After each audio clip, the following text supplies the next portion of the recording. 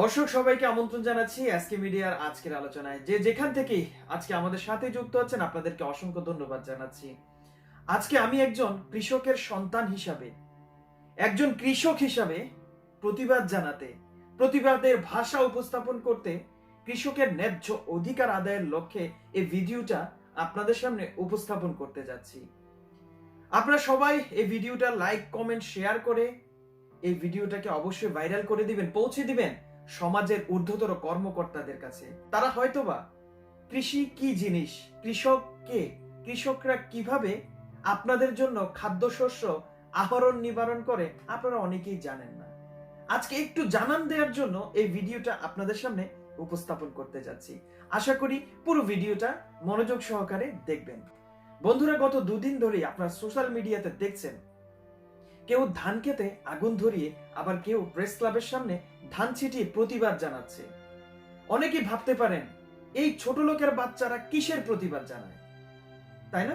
এমন মনে হয় না? গরিব ছোট লোক চাষাবাসাদের আবার কিসের আন্দোলন, তাই না? তাদের আবার কিসের অধিকার, তাদের আবার ন্যায্য অধিকার পাওয়ার অধিকার আছে কিনা, তাই না? এমন মনে হয়নি কখনো আপনাদের?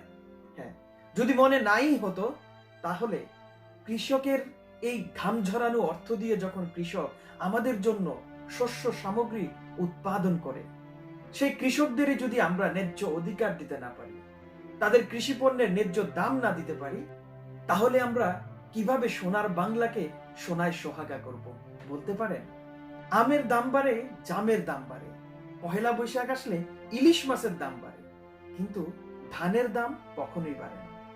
আমরা ভেজাল খেতে খেতে খেতে খেতে ভেজাল পণ্যের যখন দাম ঊর্ধ্বগতিও হয়ে যায়, তখন আমরা সেটাতেও সন্তুষ্ট বোধ করি, কখনো আন্দোলন জানাই না, কখনো পেপার পত্রিকার হেডলাইন হয় না ওই সমস্ত ভেজাল পণ্যদের।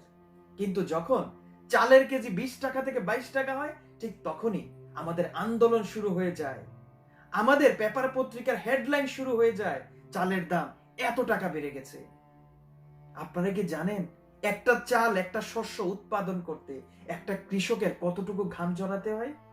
এই কৃষকরা যদি আজ আমাদের মাঝে বেঁচে না থাকে, এই কৃষকরা যদি আজ আমাদের মাঝে খাদ্যশস্য যোগান না দিতে পারে, আপনারা কয়দিন পার্শ্ববর্তী দেশ থেকে ট্রাক বোঝাই করে এনে আমাদের দেশের খাদ্য সামগ্রী যোগান দিবেন? বলতে পারেন? কৃষক বাঁচলে দেশ বাঁচবে, কৃষক মরে গেলে দেশও মরে যাবে। আসুন আমরা সবাই মিলে কৃষকদের বাঁচাতে, কৃষকদের পাশে দাঁড়াই এবং তাদের ন্যায্য অধিকারের জন্য আন্দোলন গড়ে তুলি। আমি জানি আমাদের মমতাময়ী মা মাননীয় প্রধানমন্ত্রী শেখ হাসিনা অবশ্যই এই বিষয়টাকে আমলে নিবেন এবং এই গরিব, অসহায়, দুস্থ মানুষদের পাশে দাঁড়াবেন। না হয় এই কৃষকদের না খেয়ে মরতে হবে। কয়দিন পরেই ঈদ আসছে, তাই না?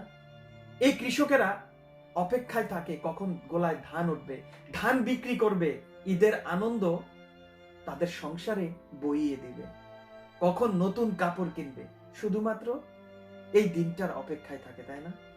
তাদের ফসল গোলায় তুলতে যদি লাগে 100 টাকা, আর সেই ফসল যদি বিক্রি হয় 80 টাকা, তাহলে সেই 20 টাকার যোগান কে দিবে? কে দাঁড়াবে এই কৃষকদের পাশে? বলতে পারেন? তাই আপনাদের কাছে প্রশ্ন ছেড়ে দিলাম, কৃষকের এই ন্যায্য অধিকার, কৃষকের এই ধানের দাম বৃদ্ধি ঊর্ধ্বগতিতে আপনারা কি সহমত দিচ্ছেন কি দিচ্ছেন না? অবশ্যই সেটা কমেন্টস বক্সে লিখে দিবেন। তো বন্ধুরা, যারাই আমার সাথে যুক্ত ছিলেন সবাইকে অসংখ্য ধন্যবাদ জানাচ্ছি। আর যারা নতুন ভাবে আমার এই চ্যানেলের সাথে যুক্ত হয়েছেন, অবশ্যই আমার চ্যানেলটিকে সাবস্ক্রাইব করে পাশের বেল বাটনটি বাজিয়ে দিবেন পরবর্তী ভিডিওটি সবার আগে দেখার জন্য। সবাই ভালো থাকবেন, সুস্থ থাকবেন। আসসালামু আলাইকুম।